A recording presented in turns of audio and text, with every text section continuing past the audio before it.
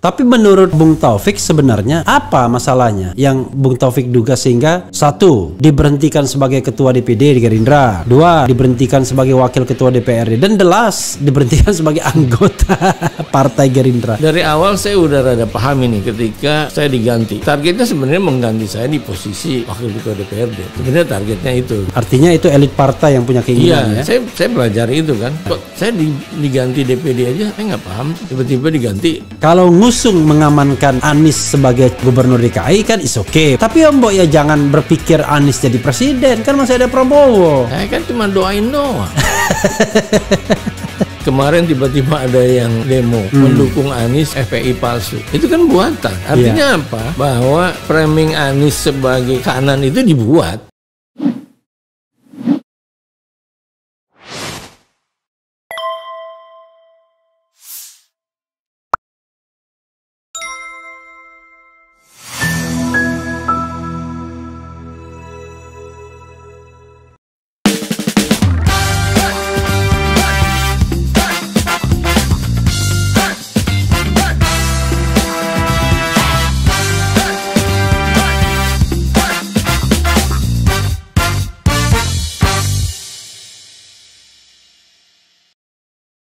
Assalamualaikum warahmatullahi wabarakatuh. Salam. Sobat RH sekalian, jumpa lagi kita di channel yang keren ini. Keren.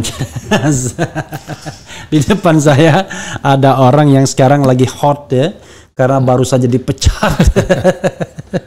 Beliau adalah Muhammad Taufik dari Partai Gerindra dulunya ya. Iya, Sekarang tidak tahu kita. Assalamualaikum warahmatullahi wabarakatuh. Waalaikumsalam. Iya. Jauh juga kita.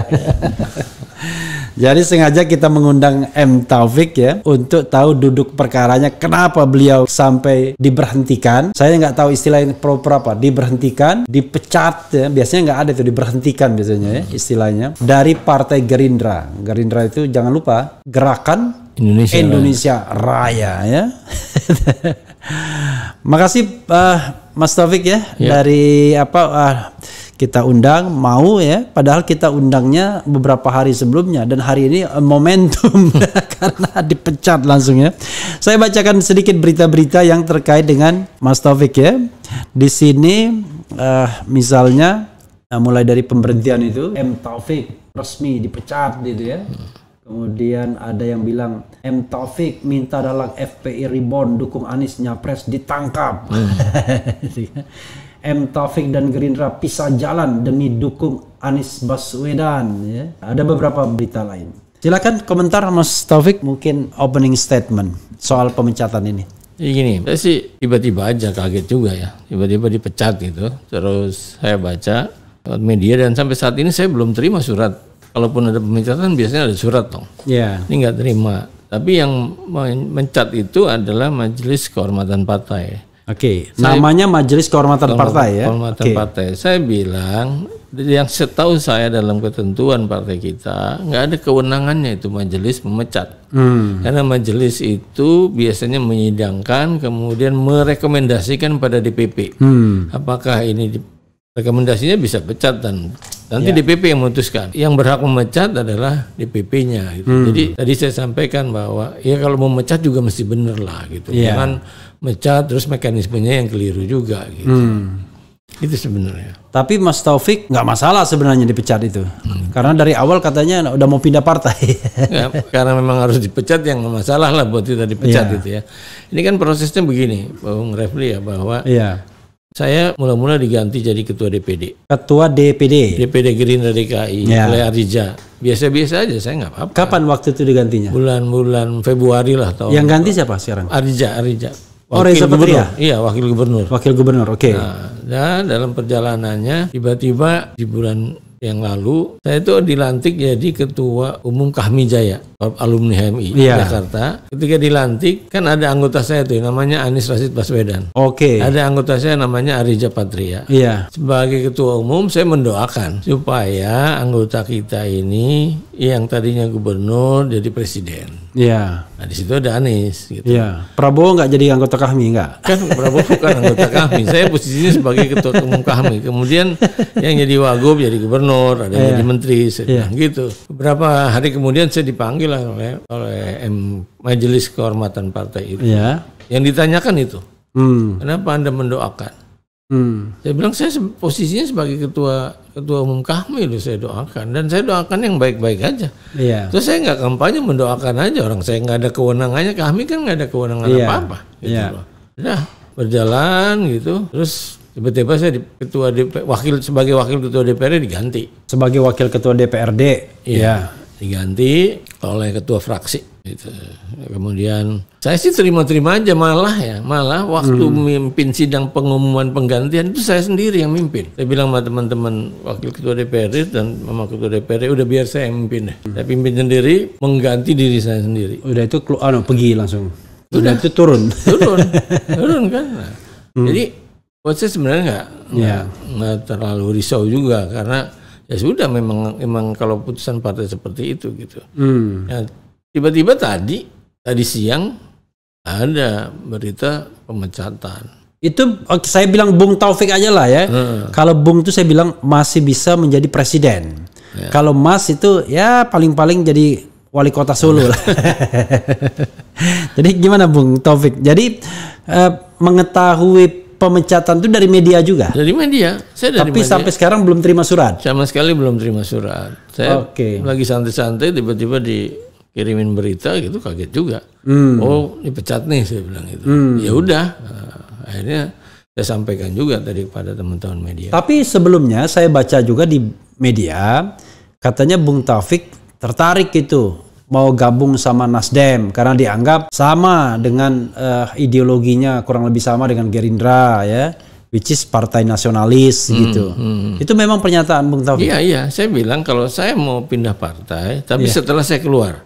Kan ketentuannya nggak boleh kan dua keanggotaan. Jadi saya bilang setelah saya keluar, misalnya ketua dari Gerindra, saya mau pindah partai, saya pasti pilih partai yang nasionalis.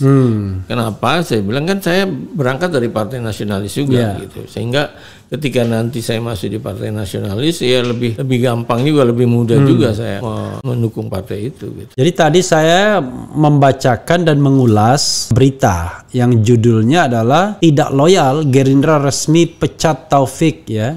Lebih loyal ke Anies, tanda tanya. Ini jangan diprotes Bung Taufik ya, ini gayanya RH Channel saja untuk mancing-mancing sedikit ya kan. Tetapi yang paling anehnya di sini ada beberapa alasan yang disebutkan. Satu misalnya, karena sebagai ketua DPD gagal membangun kantor perwakilan.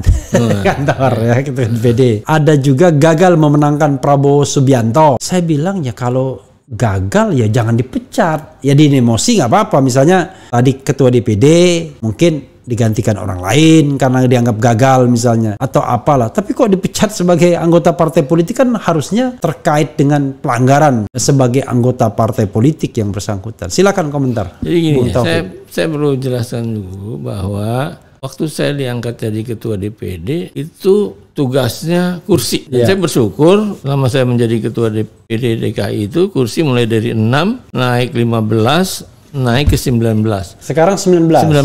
Jadi 19 itu bisa ngusung calon sendiri enggak? Enggak ya? Kurang 3. Kurang 3 ya. Oke. Jadi kedua lah setelah PDI Perjuangan gitu ya. Nah, terus kemudian pemilihan gubernur 2 kali ketika Gerindra koalisi sama PDI menang nih. Ya. Begitu Gerindra Ahok kan? Iya, Gerindra koalisi dengan PKS menang juga. Ya. Jadi sebenarnya yang menang Gerindra gitu. Iya. 2 kali menang. Kemudian Arija bisa jadi wakil gubernur gitu ya. Nah itu yang saya sasar. Soal bangunan Jakarta ini kan mahal. Saya mesti pakai apa? Bangun gitu loh. Jadi buat saya target sebagai pimpinan partai harusnya kursi, bukan bangunan gitu. Bukan benda mati ya? Iya, kalau mau bangunan ya taruh aja itu pengembang kan. Itu lebih gampang kali gitu. Itu yang kedua. Yang pertama. Yang kedua, saya memang menyampaikan permohonan maaf kalau saya belum memenangkan Pak Prabowo di Jakarta. Tapi kenapa cuma saya? Waktu itu berapa? Jakarta 48%. 48%, beda tipis lah ya. Dan kenapa nasional. Cuma saya? Kan daerah lain yang nggak menang banyak gitu loh. Kalau cuma itu jadi argumennya.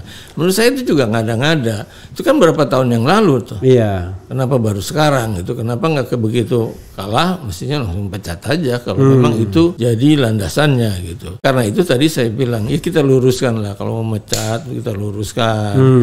Jangan, nggak usah berargumen segala macam. Udah luruskan dulu mekanismenya. Ya pasti saya terima kok. Tapi menurut Bung Taufik sebenarnya apa masalahnya yang Bung Taufik duga sehingga satu diberhentikan sebagai ketua DPD di Gerindra duluan ya, dua diberhentikan sebagai wakil ketua DPRD, dan the last diberhentikan sebagai anggota Partai Gerindra.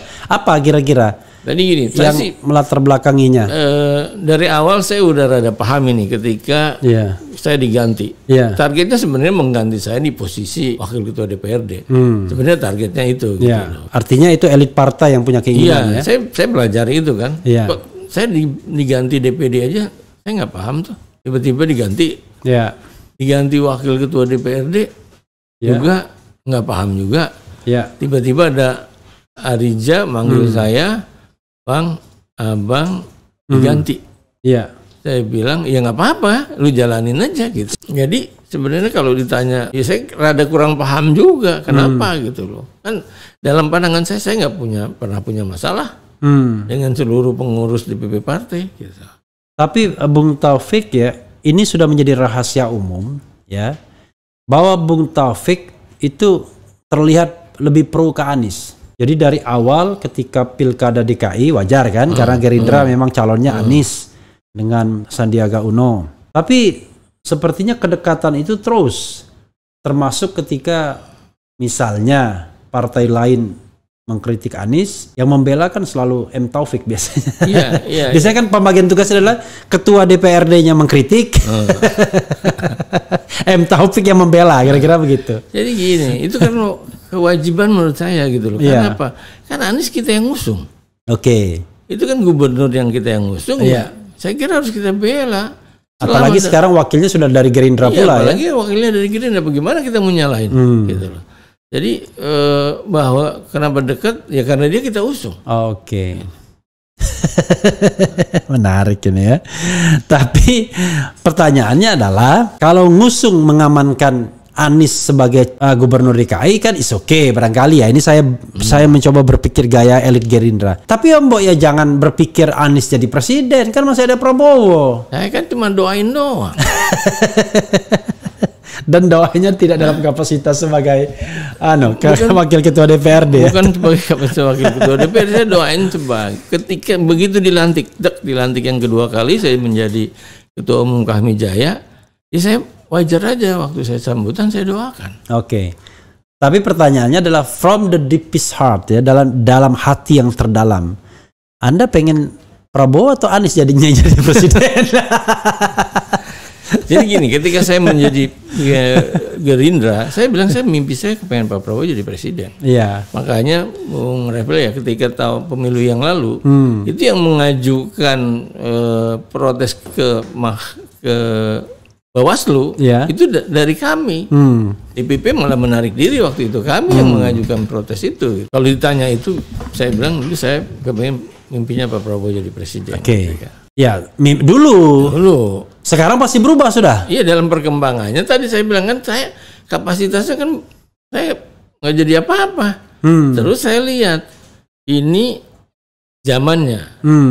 Anies ini pas nih saya bilang. Makanya saya bilang saya dorong aja Mas Anies, Mas itu calon presiden aja biar. Dorongnya kapan?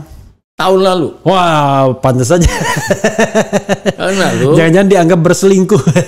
Kan saya waktu saya dorong itu, saya berpikirnya sederhana, supaya calon-calon presiden itu yang diusulkan partai yang bagus-bagus dong. Prabowo misalkan, ada Anies, ada siapa lagi, yang baik, pinter gitu loh. Maksudnya itu nanti calon dari Gerindra banyak-banyak gitu ya.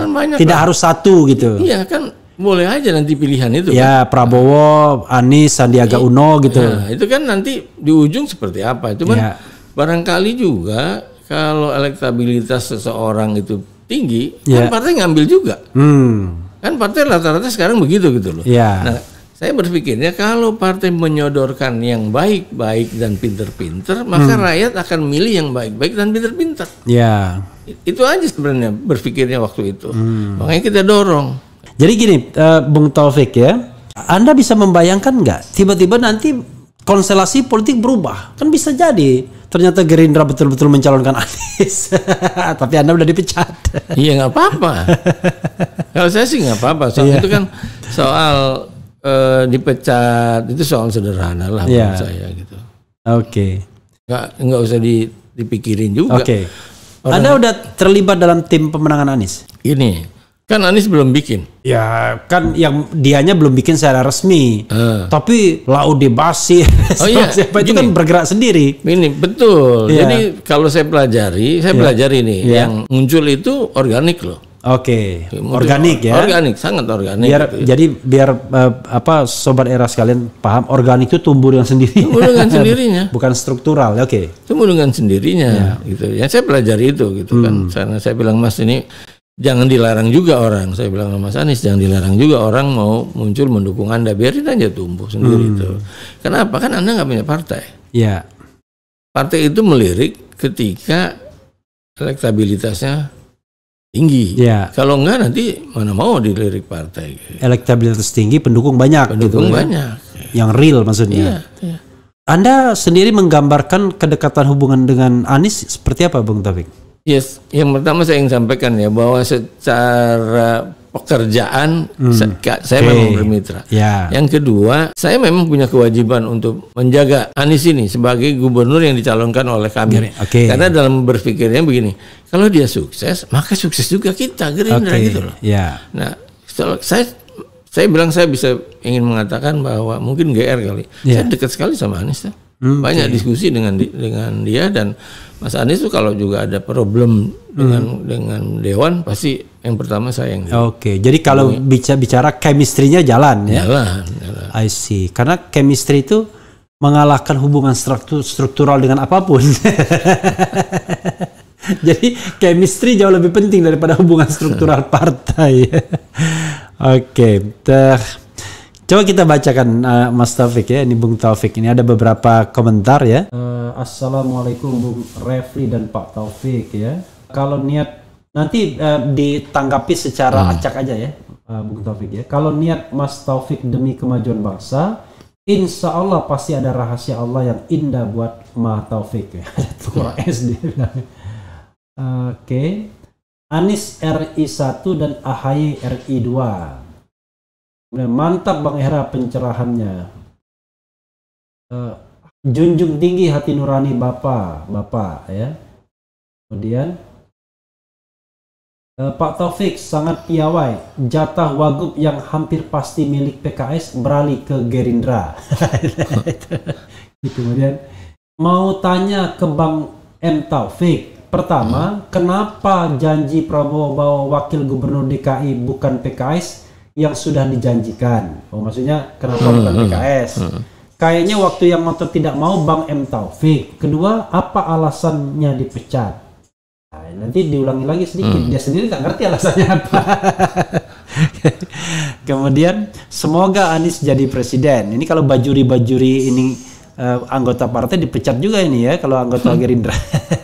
Dicari penerus Jokowi, bukan pecatan Jokowi. Wah, ini nyinggung Anies ya. Semoga Pak Taufik lebih baik ke depannya. Anies RI 1 ya. Lawan terus jenderal tua yang loyal oligarki dan pengkhianat. I don't know exactly siapa yang dimaksud ya. Mantap Pak Taufik, saya salah satu pemilih Anda di Dapil Jakut. Oh, Pak Taufik Dapil Jakarta Utara ya. Kemudian Assalamualaikum WRWB, Pak Refli, update terus berita. Insya Allah 2024 suara Gerindra turun. Ini insya Allah aja memberikan hal yang buruk. Langkah tepat Pak Taufik tinggalin Gerindra karena beliau tahu bahwa partai tersebut berpotensi ditinggalkan oleh umat Islam ya. Prabowo tidak menepati janji, ulama dan aktivis di penjara. Dian, kok ada Diannya ya? Katanya timbul tenggelam dengan rakyat, realitanya timbul sendiri, rakyat tenggelam. Nah, baru sampai sini aja saya bacakan, banyak. Silakan Pak Taufik ya. Pertama, ini saya mesti luruskan nih soal komitmen Pak Prabowo nih. Pak Prabowo sudah menunaikan komitmen itu, kan sudah menandatangani pengajuan wakil gubernur waktu itu dari PKS dua-duanya. Iya. Kemudian disampaikan ke Waktu itu siapa yang diajukan namanya? yang pertama Pak Saihu. Pak Ahmad Saihu Ahmad ya. Saihu. Sekarang presiden ya. Kemudian yang satu lagi Nurmansyah Lubis. Oke. Nah, kan di dalam penetapan itu ada mekanisme yang harus dilalui di DPRD. Ya. Nah, di DPRD kan bukan cuma kami. Voting ya waktu itu. Iya, bukan cuma kami dong. Ada 9 fraksi. Nah, itu yang saya kira itulah yang menentukan. Kemudian tidak terjadi quorum gitu. Terus begitu kemudian ada penggantian, kita evaluasi waktu itu kenapa ini nggak terjadi. Evaluasi kemungkinan harus diganti orangnya. Begitu diganti orang, alhamdulillah kan begitu diganti Adija, jalan itu barang. Itu saya kira. Tapi memang ya kalau kita lihat sejarah, sering sekali PKS dijadikan the common enemy. Saya juga nggak ngerti kenapa. Ingat waktu itu Adang Doro Jatun berpasangan dengan Dani ya, Dani Anwar. melawan Dani Anwar, melawan pasangan Fauzi Bowo ya. Itu kan dikeroyok semua partai politik kecuali PKS. PKS mengajukan sendiri, tapi semua partai politik bersatu melawan PKS gitu. Ya, kalau saya pelajari soal komunikasi politik di dalam ya, di dalam DPRD, karena itu harus intens komunikasinya supaya karena ada syarat quorum tadi. Paripurna itu ada syarat quorum. Nggak ada masalah ya. Nggak ada masalah. Terpaksa kita bicara mengenai bagaimana konstelasi politik ke depan ya. Setelah Anda menjadi orang bebas, kan barangkali Anda bisa berpikir lebih bebas dan lebih jernih. Kalau misalnya kita berandai-andai tahun 2024, skenario apa yang Anda harapkan? Ya kalau Anda pendukung Anies tentu Anda pengen Anies yang menang kan? Iya. Tapi kan kita bicara sebagai seorang pelaku dan sekaligus pengamat yang melihat menurut Anda siapa aja yang akan menjadi calon-calonnya, siapa berpasangan dengan siapa yang akan mendukung dan lain sebagainya. Jadi biar kita bayangkan gini-gini gitu. Silakan. Kalau saya baca misalnya gini, Anies itu insya Allah dapat keretanya nih. Anisnya dulu ya, saya nggak pasangannya dulu. Insya Allah dapat kereta gitu. Karena banyak partai yang tertarik dengan figur Anies gitu. Kemudian kalau tiba-tiba kemarin muncul koalisi Indonesia Bersatu, gitu. Nah itu buat siapa? Saya sih yakin tuh koalisi Indonesia Bersatu. Buat Anies juga? Enggak lah. Kali itu enggak, karena dalam pikiran saya bahwa inilah yang mengusulkan 3 periode kan. Oke. Nah, jadi ya pasti ada yang minta itu, gitu. Belum tentu juga ketua umum partai itu yang jadi calon presidennya. Gitu. Nah, kan yang boleh mencalonkan sendiri PDI Perjuangan. Hanya PDIP ya. Nah, PDI Perjuangan bisa calon sendiri tuh. Kalau itu terjadi, ini agak repot nih Gerindra. Kan Gerindra harus mau nggak mau dia harus cari partner satu. Partner satu kecuali P3. Kecuali P3. Kalau P3 nggak cukup soalnya. Mungkin PKB ini yang harus digarap oleh Gerindra gitu. Kalau enggak kan nggak bisa juga Gerindra gitu mencalonkan. Jadi kan ada yang mengatakan bahwa Anies itu secara tradisional ya awal-awal akan di-endorse oleh Nasdem, kemudian PKS dan Demokrat. Tapi kalau Demokrat harus AHY jadi wakilnya. Pasti kan nggak mau kalau Demokrat AHY tidak wakil. Mungkin begitu ya? Belum tentu juga. Belum tentu juga belum ya. Tentu juga kan. Tapi sejauh mana Anda yakin bahwa Anies ini bisa dapat kereta? Ini dalam perjalanan yang saya coba bareng-bareng gitu sama Mas Anies ya, diskusi segala macam dan insya Allah kereta itu dapat. Kereta itu dapat dari nama-nama yang kita sebut tadi? Iya. Oke. Insya Allah dapat lah dari nama-nama itu gitu ya. Karena kan Anies ini punya efek besar loh pada partai yang mengusungnya. Efek suara. Kotel efek ya. Kotel efeknya besar loh Anies. Dan itu kan harapan semua partai mengusung seseorang ya mesti ada manfaat. Di samping dia mesti menang gitu ya, karena menang punya kekuasaan, tapi kursinya kan mesti nambah. Oke. Terakhir ini ada spekulasi ya yang ngeri-ngeri sedap ya, yaitu Puan Maharani diajak umroh oleh orang dekat JK. Orang menganggap JK ini adalah orang yang dekat dengan Anies. Kita tahu bahwa dulu misalnya menantu keponakan JK Erwin Aksa ya, putra dari Aksa Mahmud misalnya, termasuk pendukung Anies di DKI. Dan diperkirakan JK pula yang akan jadi kingmaker bagi Anies misalnya kalau seandainya mau cari partner. Nah yang menarik, tiba-tiba ada spekulasi Anies Puan. Menurut Bung Taufik gimana? Ya kan dalam politik sah-sah aja tuh. Anies Puan gitu ya, atau Anies Hovifah misalnya, kan sah-sah juga gitu. Tapi Anda sebagai pendukung Anies happy nggak skenario terjadi?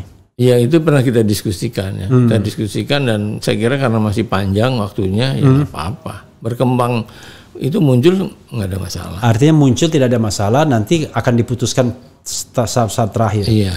Begitu ada skenario Anies Puan, Surya Paloh, yang menurut yang saya baca dan saya analisis ya, nggak mau kalah, nggak mau ketinggalan kereta. Datanglah ke Pak Jokowi. Lalu yang saya baca juga, Sugeng Suparwoto, orang Nasdem mengatakan mengajukan Ganjar Anies. Ya. Tapi saya mengatakan, kalau dalam perspektif Surya Paloh rasanya bukan Ganjar Anies. Anies Ganjar. Dalam perspektif Jokowi, Ganjar Anies. Pendapat Anda?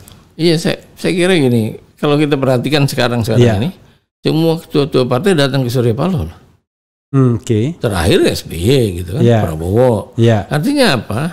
Kan Surya Paloh leader itu di situ dalam hal berhubungan dengan pemilu 2024 gitu ya. Saya kira pendapat Surya Paloh itu akan lebih dominan. Dan seperti rahasia umum, Surya Paloh dianggap dekat sama Anies. Dekat sama Anies. Jadi kedekatannya itu, sobat daerah sekalian, Anies deklarator Nasdem Ormas, juga pernah bekerja di Metro TV sebagai sebagai freelancer. Waktu itu ada acara apa sama Frida Liguina ya. Kita bacakan lagi ya, Bung Taufik ya. Tapi sebenarnya dari hati yang terdalam, Anda ingin Anies berpasangan dengan siapa? Saya kira gini, kalau saya mendiskusikan dengan Anies dan saya sampaikan, Mas, kita mesti dapat Hovifah. Oh, Hovifah? Iya. Pertimbangannya apa? Pertimbangannya pertama soal gender juga. Gender, oke. Yang kedua Jawa Timur. Jawa Timur. Yang ketiga Muslimat. Keempat NU. Nah ini saya kira kalau ini kita bisa dapat agak ringan untuk memenangkan pertandingan ini kalau ini pertandingan gitu. Begitu ya. Karena Anies persepsinya kalau Islam modernis ya. Tapi kan sama-sama basis Islam jadinya. Iya, kan gini. Saya pernah mendiskusikan seseorang ya bahwa Anies itu dianggap kanan. Iya. Saya bilang keliru Anda. Di mana Anies kanan? Nggak ada ciri-ciri Anies itu kanan. Gitu loh. Bahwa kanan mendukung Anies kan nggak ada yang salah. Ya seperti kanan mendukung Prabowo. Iya, kanan mendukung Prabowo atau yang kiri mendukung X. Ya. Kan nggak ada masalah gitu. Ya. Nah, tinggal ke depan saya kira bagaimana yang tengah-tengah itu juga bisa kita dapat ya. Nah, itu figur Anies bisa masuk di situ. Nggak, sebenarnya kan Anies menengah perkotaan, educated kan, dari kelompok-kelompok kelas menengah rasional sesungguhnya. Tapi persoalannya dia sering sekali dipersepsikan sebagai militan, radikal, ekstremis begitu. Nah itu kan orang aja yang membangun itu. Saya bilang satu contoh nih, kemarin tiba-tiba ada yang demo mendukung Anies FPI palsu. Iya. Itu kan buatan. Artinya apa? Bahwa framing Anies sebagai kanan itu dibuat. Iya. Nah, itu kan nggak ada salahnya juga orang kanan dukung Anies, nggak ada yang salah menurut saya sih. Ya saya mengatakan, misalnya Front Persaudaraan Islam yang benar itu mendukung siapapun, ya nggak ada masalah. Dia gitu. Organisasi resmi. Iya. Yang soal tidak didaftarkan itu soal lain. Kan resminya organisasi itu kalau dia mengadakan kegiatan, ada anggaran dasar, anggaran rumah tangga, mengadakan kegiatan yang benar dan lain sebagainya, tidak klandestin kan, bawah tanah ya. Yang menjadi masalah itu pertama palsu. Iya. Itu kan pertama palsu, kedua dikawal dengan rapi. Dikawal dengan rapi. Biasanya kan kalau yang FPI yang asli itu biasanya langsung dicegah kemana-mana. Jadi nampak kelihatan bahwa memang dibangun itu. Dan lalu ada yang men-tweetnya biasanya kan? Iya, ada itu. Kelompok-kelompok itulah. Iya, betul. Yang memfitnah saya juga. Allahu Akbar ya, sudahlah ya. Kita tidak ingin membangun politik ini dengan fitnah. Maunya dengan hal yang baik-baik saja ya. Kita bacakan lagi ya. Politik memang kejam ketika orang memperjuangkan kebenaran namun balas dengan pemecatan. Teruslah berjuang Pak Taufik. Salam akal sehat 0%. Nah, saya nanti minta Pak Taufik memention 0% itu karena penting juga itu, karena kalau misalnya oligarki main bisa-bisa nggak dapat kendaraan nanti. Gerindra kepentingan bisnis Prabowo, Nasdem kepentingan Surya Paloh. Jangan tergoda dengan politik bisnis. I don't know exactly ya. Kita tidak main fitnah-fitnah lah ya. Kemudian Presiden jadi tim ses, menteri dan gubernur nyapres, perangkat desa jadi relawan. Terus kapan urus rakyat? Ada lagi ya. Kenapa PKS dikhianati janji wakil gubernur milik PKS? Yang ngotot tidak mau, Bang M. Taufik balik lagi dia ya. Kok lama sekali lordnya? Itu bukan masalah gue, masalah lo. Kemudian nyimak Bung RH dari Saudi Arabia hadir, luar biasa ya. Nah ini perlu kan top lah Bung Refli, channelnya tempat curhat para pejabat pecatan. Tolong ya, bila sudah diangkat kembali nantinya, curhatan jeritan rakyat juga ditindak lanjutin ya. Oke. Begini, sahabat era sekalian ya, ini bukan tempat curhat pejabat pecatan, ya kan? Ini tempat curhat hati nurani. Karena whenever you are in power, ya kan? Anda nggak mungkin bicara hati nurani kalau di dalam kekuasaan itu kan biasanya selalu membela kekuasaan. Oke. Moga YouTube Pak Refli Harun sukses terus, amin ya. Kemudian memang banyak masalah bangsa ini, seingat saya selain masalah korupsi, masalah menzolimi kolega partai. Okay. Bang RH tetap semangat, channelnya yang paling genuine, spontan, keren. Alhamdulillah, karena jarang itu kalau ada yang begini itu live streaming. Biasanya rekam dulu, poles-poles dulu ya kan. Kalau ini apa adanya. Silakan Bung Taufik. Iya, soal apa yang paling penting nih soal? Ya tadi 0%. Gini, menurut saya harusnya iya. Kan kita supaya rakyat banyak pilihan itu loh. Iya. Ini ke Undang-Undang Dasar 45 itulah yang memerintahkan bahwa partai politik mengusung calon presiden gitu. Ya. Karena itu kalau itu dibuat 0%, saya kira seluruh partai politik yang peserta pemilu bisa ngusung. Dan di situ bisa kelihatan bahwa mana nih calon-calon yang memenuhi syarat untuk bisa membangun bangsa kita jauh ke depan gitu. Nah problemnya kan undang-undangnya yang susah dirubah ini. Yang bukan susah dirubah, merubahnya gampang, tapi tidak ada yang mau. Jadi susah. DPR nggak mau, MK nggak mau, Presiden Jokowi nggak mau. Termasuk MK juga nggak mau itu kan. Gitu. Ini yang saya kira perlu disadarkan lah secara terus-menerus semua penentu kebijakan itu, bahwa ketika ada yang menyodorkan 0 itu, ya itu kan bukan untuk dirinya, untuk kepentingan. Bukan untuk Refli Harun nih. Kalau Refli Harun ngomong 0%, kagak ada urusan. Kamu nyalonin Refli Harun siapa kan? Karena kita hanya ingin mengatakan ya orang-orang terbaik harus bisa nyalon, kira-kira begitu. Bung Taufik ya, ada hal lain juga yang barangkali orang bertanya. Kalau Anies mau maju, dari mana pelumasnya? Kalau orang Padang bilang mana pitinya? Karena kita tahu itu triliunan sekarang satu capres. Iya. Jadi itu bagian yang kami diskusikan juga gitu. Tapi begini, kita punya keyakinan ya. Kalau kita dorong terus nih yang orang baik, saya ingin mengatakan bahwa Anies itu orang baik, orang pintar gitu, kita dorong, itu masyarakat kan hadir. Bung Refli ya, saya terkejut juga. Satu ketika datang ke saya itu emak-emak gitu dari Kalimantan. Saya tanya, bagaimana Anda membiayai perjalanan tim sukses ini? Oke. Dia relawan. Dia bilang kami arisan Pak. Kami arisan, separuh buat makan kalau arisan, separuh untuk perjalanan kami membangun relawan-relawan di seluruh Kalimantan Selatan. Jadi kalau rakyat sudah bersepakat, saya kira tidak akan sulit itu. Bung Taufik ya, Anda mungkin banyak mengetahui informasi ya mengenai tim-tim yang sudah terbangun, relawan-relawan yang terbangun itu. Itu sudah seluruh Indonesia ya memang. Sudah seluruh Indonesia. Dan iya hampir di seluruh provinsi ya, seluruh provinsi itu terjadi. Di Papua lah yang nggak ada bayangan saya Papua itu mengusung Anies, itu ada. Dan orang Papua gitu loh. Jadi tumbuh sendiri nih. Solo tumbuh sendiri juga. Solo kan nggak ada bayangan lah kita, gitu loh. Tapi tumbuh ternyata.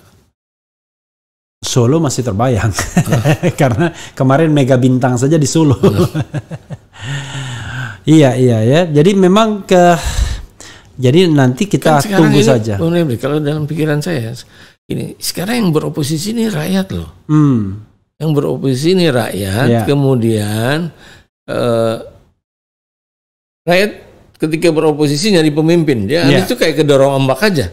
Nah kebetulan kan Prabowo ada di dalam, sehingga kalau Prabowo ada di luar, saya kira mungkin Prabowo jadi komandannya gitu kan.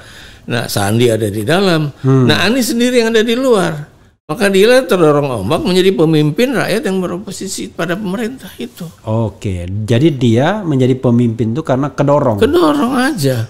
Itu sama dengan film apa yang ada lawak ya kan? Ada crowded, didorong-dorong-dorong, tiba-tiba dia ke depan sendirian dan suruh berpidato. Sering begitu ya. Oke, Bung Taufik, coba kita lihat lagi ya.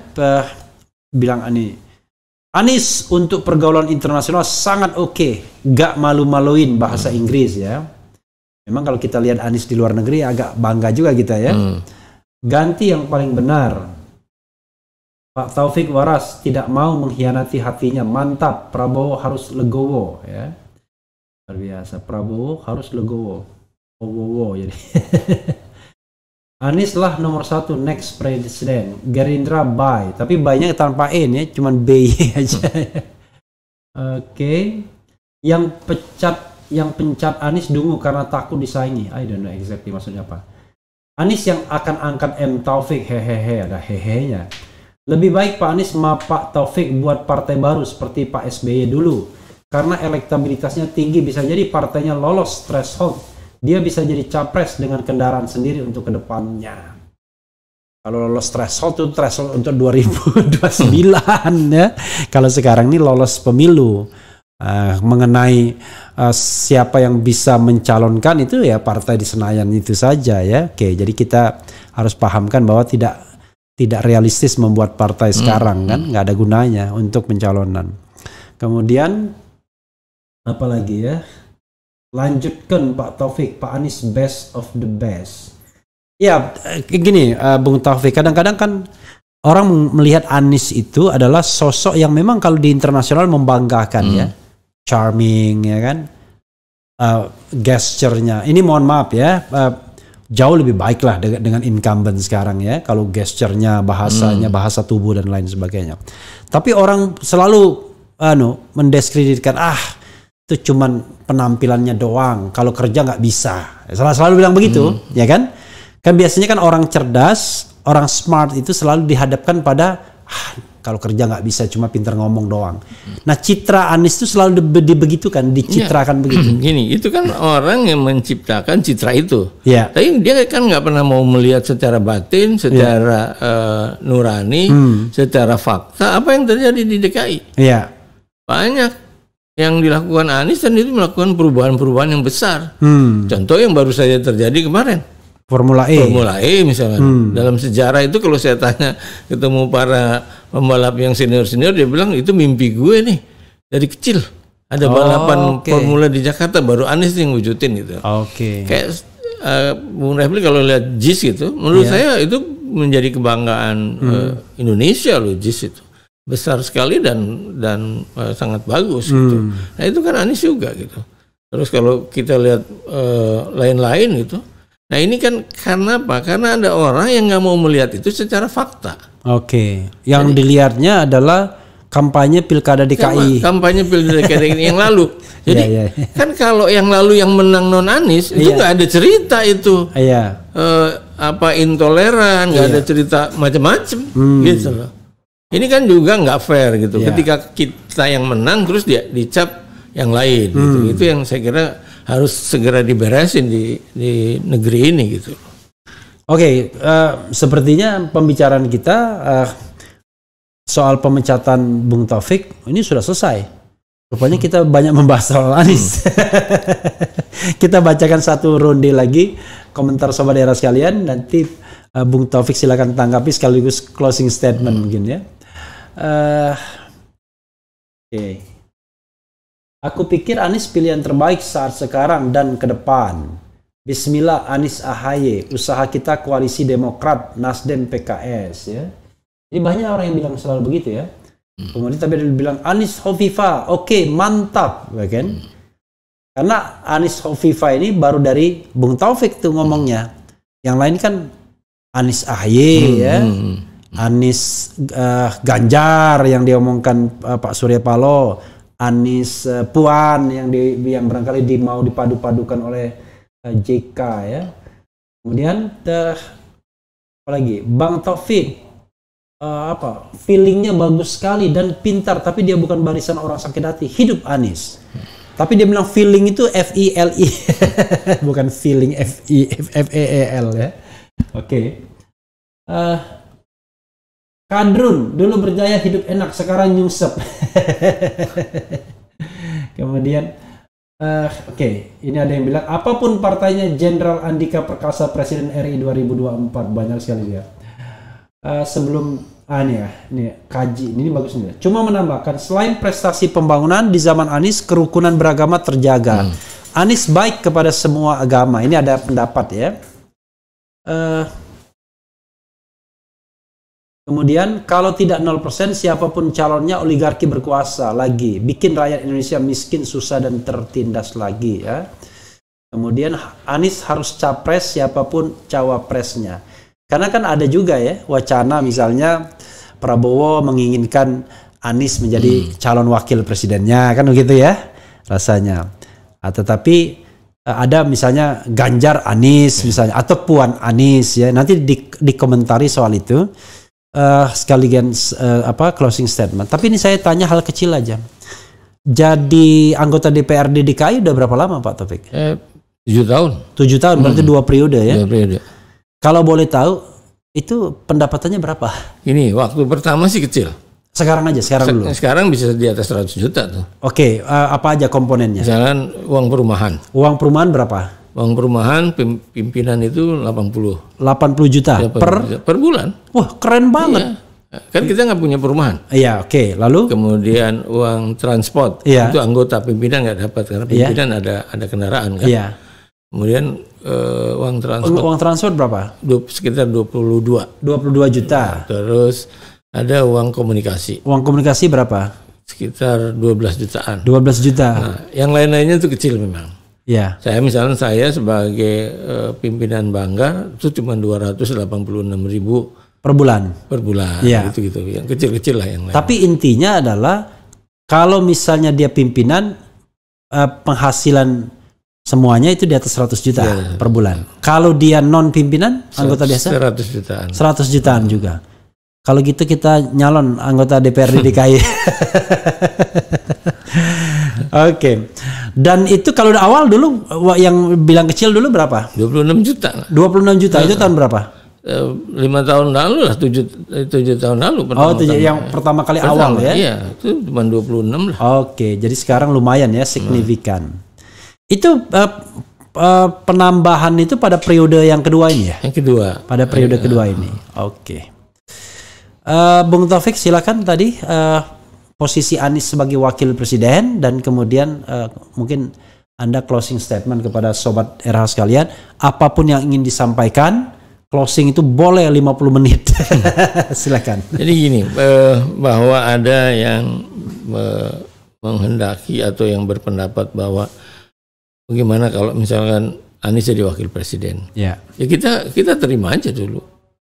Kan sekarang ini nggak boleh juga kita menolak. Biar aja kita terima dulu. Jangan harga mati gitu ya. Harga mati dong. Ini menjadi bahan diskusi gitu ya, bahan diskusi. Kan nanti ujung-ujungnya tadi hasil survei itu kan mana yang terbaik gitu ya. Jadi saya selalu begitu. Saya bilang Mas, nggak boleh kita tolak. Nanti kalau ditolak tertutup pintu semua. Jadi nggak boleh ada menciptakan musuh, nggak boleh. Gitu. Sebelum closing statement saya jadi tergoda tanya lagi. Kan Anies bulan Oktober ya selesai ya? Iya, tanggal 16 Oktober. 16 Oktober. 16 Oktober Anies selesai, 17 Oktober Prabowo ulang tahun. Nggak ada kaitannya tapi itu 17 Oktober Prabowo ulang tahun. Nah, berarti nanti Mas Taufik full akan membackup Anies untuk setelah tidak lagi di Gerindra dan DPRD DKI. Iya, saya kira itu kan tanggung jawab kita ya, tanggung jawab saya yang pernah mendorong Anies ya, mau nggak mau gitu ya. Ya, apalagi kalau nanti Mas Anies selesai 16 Oktober kan dia mesti banyak turun, banyak bersosialisasi ke daerah-daerah ya. Gitu. Kalau sekarang kan memang mungkin lewat media. Andai kan sekarang mau sosialisasi pun kan harus di luar jam kerja, Sabtu Minggu lah kalau gitu. Nah ini saya kira yang terakhir yang perlu saya sampaikan bahwa ya mari kita berpolitik yang baik lah, yang santun, jangan muncul lagi tuh fitnah gitu ya. Tidak perlu mempertentangkan gitu. Kalau kita sodorkan yang baik-baik, maka akan ketemunya gagasan baik-baik. Itu yang paling penting buat saya gitu.